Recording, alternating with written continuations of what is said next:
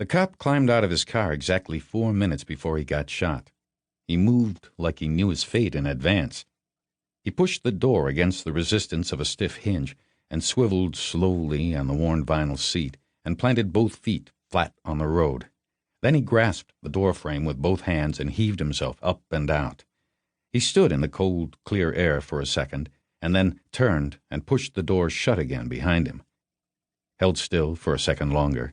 Then he stepped forward and leaned against the side of the hood, up near the headlight. The car was a 7-year-old Chevy Caprice. It was black and had no police markings, but it had 3 radio antennas and plain chrome hubs. Most cops you talk to swear the Caprice is the best police vehicle ever built. This guy looked like he agreed with them. He looked like a veteran plainclothes detective with the whole of the motor pool at his disposal. Like he drove the ancient Chevy because he wanted to. Like he wasn't interested in the new Fords. I could see that kind of stubborn old-timer personality in the way he held himself. He was wide and bulky in a plain dark suit made from some kind of heavy wool. He was tall but stooped. An old man. He turned his head and looked north and south along the road, and then craned his thick neck to glance back over his shoulder at the college gate. He was 30 yards away from me. The college gate itself was purely a ceremonial thing. 2 tall brick pillars just rose up from a long expanse of tended lawn behind the sidewalk. Connecting the pillars was a high double gate made from iron bars, bent and folded and twisted into fancy shapes. It was shiny black. It looked like it had just been repainted. It was probably repainted after every winter. It had no security function. Anybody who wanted to avoid it could drive straight across the lawn. It was wide open, anyway. There was a driveway behind it with little knee-high iron posts set 8 feet back on either side. They had latches. Each half of the gate was latched into one of them, wide open. The driveway led on down to a huddle of mellow brick buildings about 100 yards away. The buildings had steep, mossy roofs and were overhung by trees. The driveway was lined with trees. The sidewalk was lined with trees. There were trees everywhere. Their leaves were just about coming in. They were tiny and curled and bright green. 6 months from now they would be big and red and golden, and photographers would be swarming all over the place taking pictures of them for the college brochure. 20 yards beyond the cop and his car and the gate was a pickup truck parked on the other side of the road. It was tight against the curb. It was facing toward me, 50 yards away. It looked a little out of place.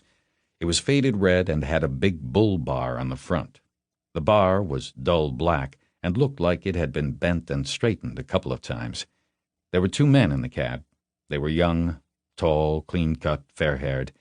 They were just sitting there, completely still, gazing forward, looking at nothing in particular. They weren't looking at the cop. They weren't looking at me. I was set up to the south. I had an anonymous brown panel van parked outside a music store. The store was the kind of place you find near a college gate. It had used CDs in racks out on the sidewalk and posters in the windows behind them advertising bands people have never heard of. I had the van's rear doors open. There were boxes stacked inside. I had a sheaf of paperwork in my hands. I was wearing a coat because it was a cold April morning. I was wearing gloves because the boxes in the van had loose staples where they'd been torn open. I was wearing a gun because I often do. It was wedged in my pants at the back under the coat.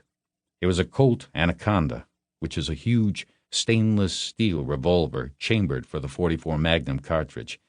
It was 13.5 inches long and weighed almost 4 pounds. Not my first choice of weapon. It was hard and heavy and cold, and I was aware of it all the time. I paused in the middle of the sidewalk and looked up from my papers and heard the distant pickup's engine start. It stayed where it was, just idling. White exhaust pooled around its rear wheels. The air was cold. It was early, and the street was deserted. I stepped behind my van and glanced down the side of the music store toward the college buildings. Saw a black Lincoln town car waiting outside one of them. There were 2 guys standing next to it. I was 100 yards away, but neither one of them looked like a limo driver. Limo drivers don't come in pairs, and they don't look young and heavy, and they don't act tense and wary. These guys looked exactly like bodyguards. The building the Lincoln was waiting outside of looked like some kind of a small dormitory. It had Greek letters over a big wooden door. I watched, and the big wooden door opened up, and a young, thin guy stepped out. He looked like a student. He had long, messy hair and was dressed like a homeless person, but carried a bag that looked like shiny, expensive leather. One of the bodyguards stood point, while the other held the car door, and the young, thin guy tossed his bag onto the back seat and slid right in after it. He pulled the door shut behind himself. I heard it slam, faint and muffled, from 100 yards away. The bodyguards glanced around for a second and then got in the front together, and a short moment later the car moved away. 30 yards behind it, a college security vehicle snuffled slowly in the same direction, not like it was intending to make up a convoy, but like it just happened to be there anyway. There were 2 rent-a-cops in it. They were slumped down low in their seats, and they looked aimless and bored. I took my gloves off and tossed them into the back of my van, stepped out into the road where my view was better. I saw the Lincoln come up the driveway at a moderate speed. It was black and shiny and immaculate. It had plenty of chrome on it, plenty of wax. The college cops were way behind it. It paused at the ceremonial gate and turned left and came south toward the black police caprice, toward me.